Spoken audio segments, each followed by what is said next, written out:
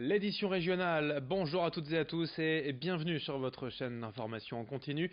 Lundi 14 mai, voici en image en 8 minutes l'essentiel de l'actualité près de chez vous. On démarre donc bien sûr par vos prévisions météo avec une journée alternant nuages et éclaircies, pas de pluie ou si peu, quelques rares gouttes de pluie de prévues cet après-midi par moment très localisé. L'ensemble sera quand même bien nuageux avec régulièrement, parfois quelques éclaircies, mais elles seront rares. Quant aux températures, le grand écart, 18 degrés cet après-midi à Lille, 13 degrés seulement sur la côte d'Opale de Berck à Dunkerque. Les prévisions complètes de la chaîne météo, bien sûr, juste après ce journal. On démarre avec le sport, le football et l'immense soulagement pour les supporters du LOSC samedi soir. Le maintien est acquis après cette victoire face à Dijon, 2-1. Il aura donc fallu attendre l'avant-dernière journée du championnat pour voir le LOSC se maintenir, mais tout n'est pas fini. Pour autant, il reste à passer devant l'organisme financier du football français, la DNCG, qui avait, je vous le rappelle, en décembre dernier, interdit le LOSC de recrutement et relégué le club à titre conservatoire. L'audition est prévue le 22 mai.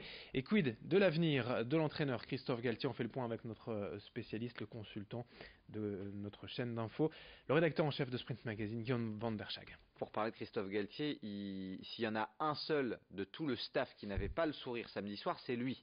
Il l'a d'ailleurs dit aux journalistes poliment, vous n'aurez pas de sourire de ma part.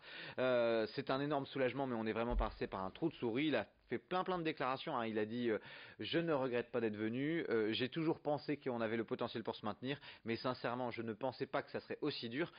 À demi-mot en off, il a même dit ça a été mon expérience la plus difficile en tant qu'entraîneur.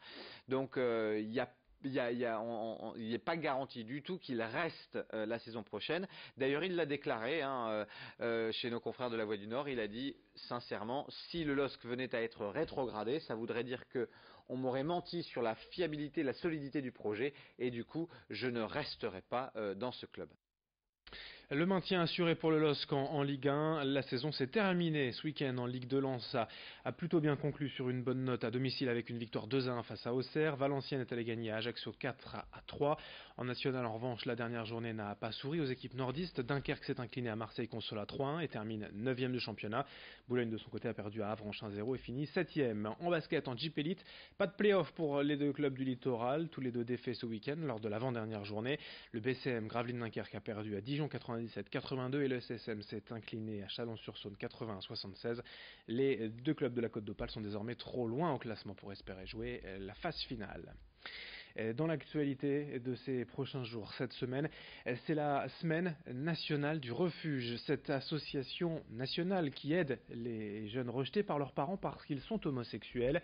Jusqu'au 20 mai, donc, l'association se mobilise pour sensibiliser la population aux questions liées à l'homophobie.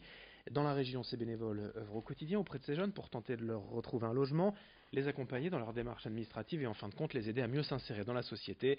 Le thème souhaité cette année, c'est la résilience, l'idée étant de montrer toute la résistance que ces jeunes savent déployer face à l'agressivité et la violence parfois de leurs proches qui les rejettent. Autre objectif, aller chercher des financements auprès des collectivités et ça, ce n'est pas gagné pour l'instant. Explication au micro de Xavier Silly. Je suis responsable d'une vaste région, qui est la fusion du Nord-Pas-de-Calais et de la Picardie, avec donc une région anciennement picarde qui est très peu investie par les associations LGBT. Il y a très peu de présence. Donc effectivement, nous cherchons à être visibles sur ces territoires-là, de façon à ce que dans les secteurs plus ruraux également, donc les jeunes puissent avoir connaissance de notre existence et sachent où nous trouver. Donc ça, c'est vraiment un axe à développer pour l'association. Autre événement cette semaine, partout en France, la semaine de la chiropraxie jusqu'au 19 mai. La pratique, après plusieurs années de doutes et de critiques, est de mieux en mieux acceptée par les médecins. Cette discipline, pour rappel, vise à traiter les pathologies neuromusculo-squelettiques sans médicaments, en manipulant notamment le corps et la colonne vertébrale surtout. Cette semaine, les chiropracteurs offrent donc aux patients un bilan vertébral. Reportage chez un spécialiste signé Xavier Silly. C'est parti pour la semaine de la chiropraxie. Jusqu'au 19 mai, ces spécialistes dans le traitement des troubles neuromusculo-squelettiques vous attendent pour des premiers diagnostics gratuits. Une première étape qui vise à détecter les anomalies avant qu'il ne soit trop tard et à les traiter par la suite. Le but du chiropracteur est par un des petits systèmes de correction précises, comme des manipulations, des stimulations ou de la mobilisation au niveau du corps en général, car c'est une prise en charge qui est globale, donc sur l'ensemble des membres du corps et de la colonne vertébrale. On va venir traiter justement le patient pour lui apporter un mieux dans la vie de tous les jours en termes de mobilité et de ressenti.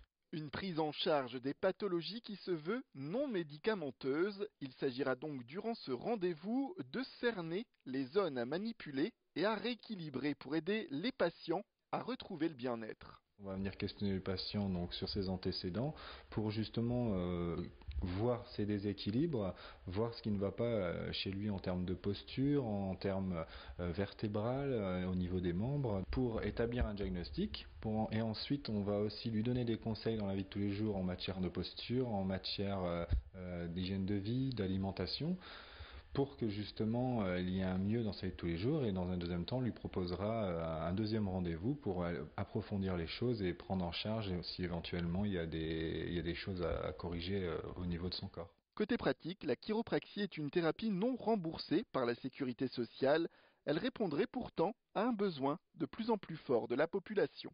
C'est prise en charge donc, par les complémentaires santé en France, et effectivement c'est une discipline qui est en plein essor à l'heure actuelle, car le patient cherche de plus en plus à s'orienter vers des thérapies qui sont manuelles, tout en travaillant bien sûr main dans la main avec les professionnels de santé médicale lorsque c'est nécessaire évidemment par rapport à notre champ de compétences.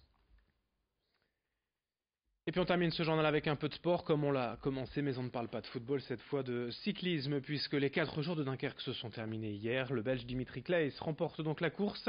Olivier Legac, lui, s'est offert la première victoire professionnelle de sa carrière lors de la dernière étape hier entre Coulogne et Dunkerque.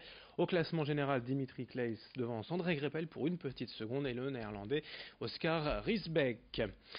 Fin de ce journal, merci à vous de l'avoir suivi. Dans un instant, la suite du programme, vos prévisions météo, en ce lundi 14 mai. Très belle journée à toutes et à tous.